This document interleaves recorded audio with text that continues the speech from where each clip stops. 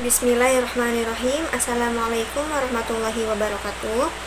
Perkenalkan, nama saya Anita Yulianti dengan NIM 2008304082 dari kelas IAT5C. Saya dari kelompok 4 yang akan menjelaskan mengenai landasan teori. Dan video ini dibuat untuk memenuhi tugas metodologi penelitian Al-Quran dan Tafsir yang diampu oleh Bapak Muhammad Maimun, MA, MSI. Sebelum itu, saya akan menyebutkan beberapa poin, yaitu yang pertama, pengertian landasan teori, fungsi teori dalam sebuah penelitian, macam sumber informasi, kemudian teknik memilih sumber atau kriteria landasan teori, teknik menyusun landasan teori, dan yang terakhir ada contoh dalam landasan teori.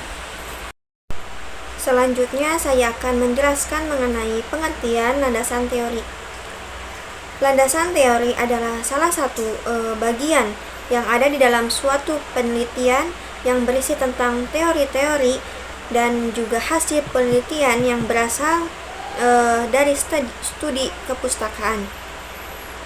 Bagian ini berfungsi sebagai kerangka teori yang digunakan untuk menyelesaikan berbagai pekerjaan penelitian. Landasan teori juga dapat disebut dengan kerangka teori. Secara umum, kerangka teori ini terdiri dari beberapa konsep beserta dengan definisi dan juga referensi yang akan digunakan untuk literatur ilmiah yang sangat relevan, teori yang digunakan untuk studi ataupun penelitian. Landasan teori juga merupakan salah satu yang tidak dapat ditinggalkan dalam sebuah penelitian. Selanjutnya yaitu ada fungsi teori dalam sebuah penelitian, yaitu yang pertama, berfungsi untuk meringkas dan juga menyusun pengetahuan yang ada di dalam suatu bidang tertentu. Yang kedua, yaitu berperan untuk memberikan keterangan secara sementara tentang peristiwa dan juga hubungan-hubungan yang sedang diamati. Yang ketiga, berfungsi untuk merangsang adanya perkembangan pengetahuan baru dengan cara memberikan arahan ke penyelidikan selanjutnya. Selain di dalam landasan teori ini juga selain berisikan konsep beserta penjelasan bagaimana cara pengukurannya, isi landasan teori juga mengulas atau mereview hasil-hasil penelitian yang relevan, yakni penelitian yang memiliki variabel yang sama dengan penelitiannya. Hal ini yang sering kali kita bahas dalam bab 2 disebut dengan kajian penelitian yang relevan.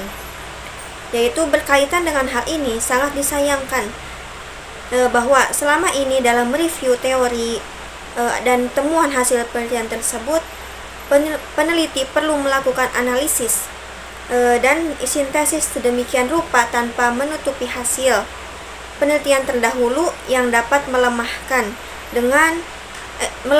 dugaan atau asumsi dasar yang dipercayainya. Nah, selanjutnya di sini saya akan menjelaskan mengenai teknik memilih sumber atau kriteria dalam landasan teori.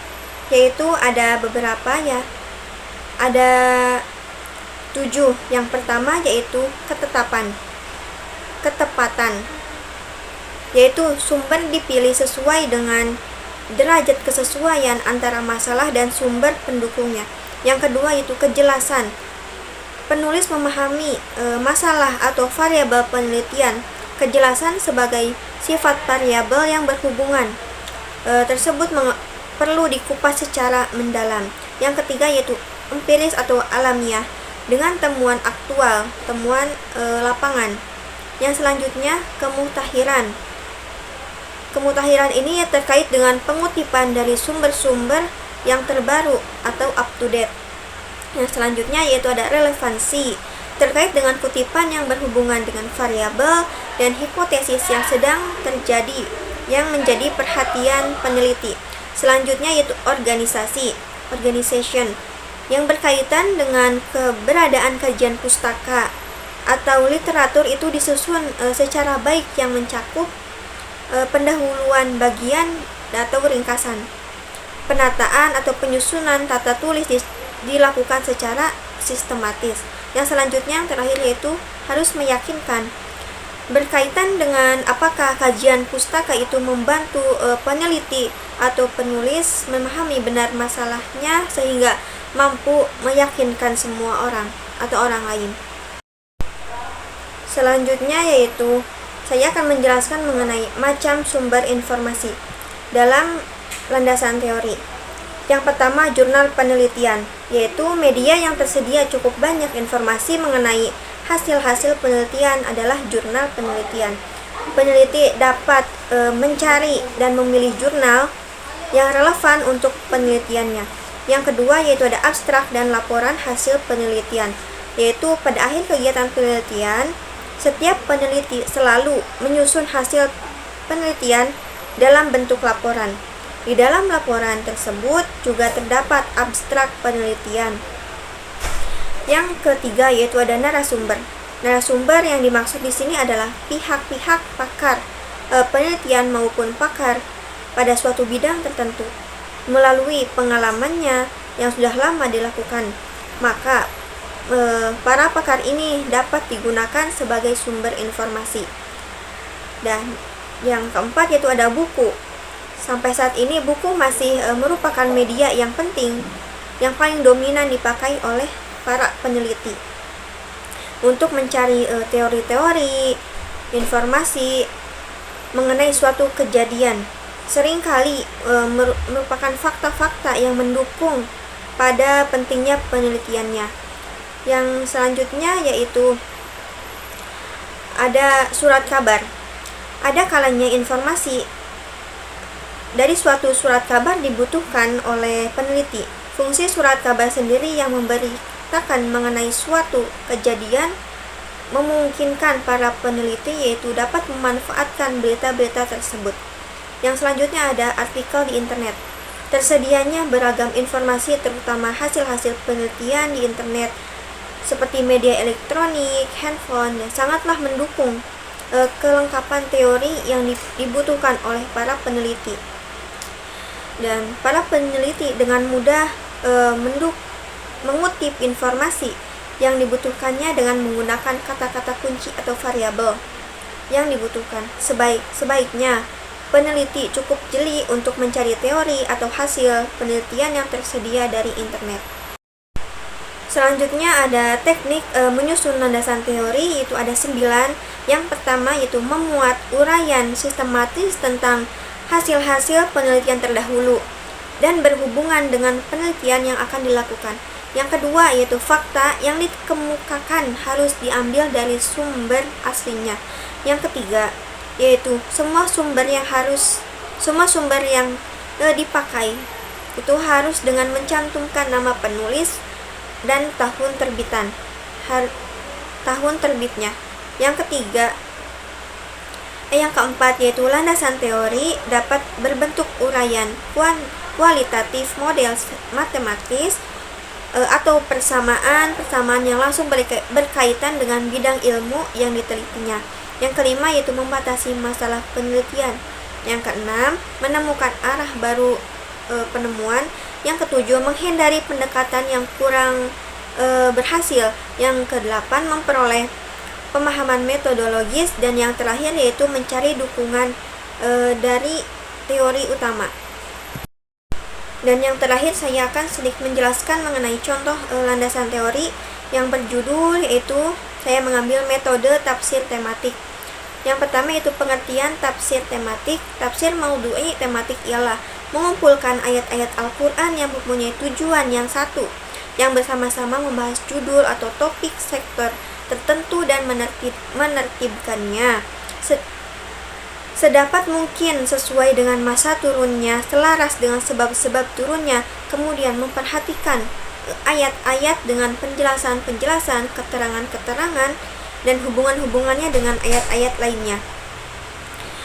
Dan tafsir secara bahasa mengikuti wazan fa'il berasal dari kata fasar yang berarti menjelaskan atau menyingkap dan menampakkan. Sedangkan tafsir secara terminologi atau istilah para ulama dalam mendefinisikannya berbeda pendapat. dalam sisi redaksinya, namun jika dilihat dari segi makna dan tujuannya memiliki pengertian yang sama, yaitu ada yang memaknai tafsir sebagai disiplin ilmu, ada yang memaknai tafsir sebagai kegiatan atau aktivitas. Namun menurut peneliti lebih sepakat kepada pendapat pertama, yakni tafsir sebagai sebuah ilmu, sebagai disiplin ilmu yang memaknai tafsir sebagai kegiatan atau aktivitas. Dan secara semantik, tafsir maudhu'i berarti menafsirkan Al-Quran menurut tema atau topik tertentu. Dalam bahasa Indonesia biasa disebut dengan tafsir tematik. Tafsir maudhu'i menurut pendapat mayoritas ulama adalah menghimpun seluruh ayat Al-Quran yang memiliki tujuan dan tema yang sama. Selanjutnya ada langkah kerja tafsir maudhu'i. Dalam penerapan metode ini ada beberapa langkah yang harus ditempuh oleh mufasir seperti yang dikemukakan oleh Abdul Hayy Al-Farmawi, yakni sebagai berikut, yaitu yang pertama, menetapkan masalah yang akan dibahas atau membahas topik. Hal ini dilakukan setelah menemukan batasan-batasan dan mengetahui jangkauan yang akan dibahas dalam ayat-ayat Al-Quran. Selanjutnya itu menghimpun ayat-ayat yang berkaitan dengan suatu masalah tertentu. Yang ketiga yaitu menyusun runtutan ayat sesuai dengan masa turunnya, disertai pengetahuan tentang asbab an-nuzul. Yang selanjutnya yaitu memahami korelasi ayat-ayat tersebut. Yang selanjutnya menyusun pembahasan dan kerangka yang sempurna. Dan yang terakhir yaitu melengkapi pembahasan dengan hadis-hadis yang relevan dengan pokok bahasan. Mungkin cukup sekian penjelasan dari saya, kurang lebihnya mohon maaf. Wallahu muwaffiq ila aqwamit thoriq. Wassalamualaikum warahmatullahi wabarakatuh.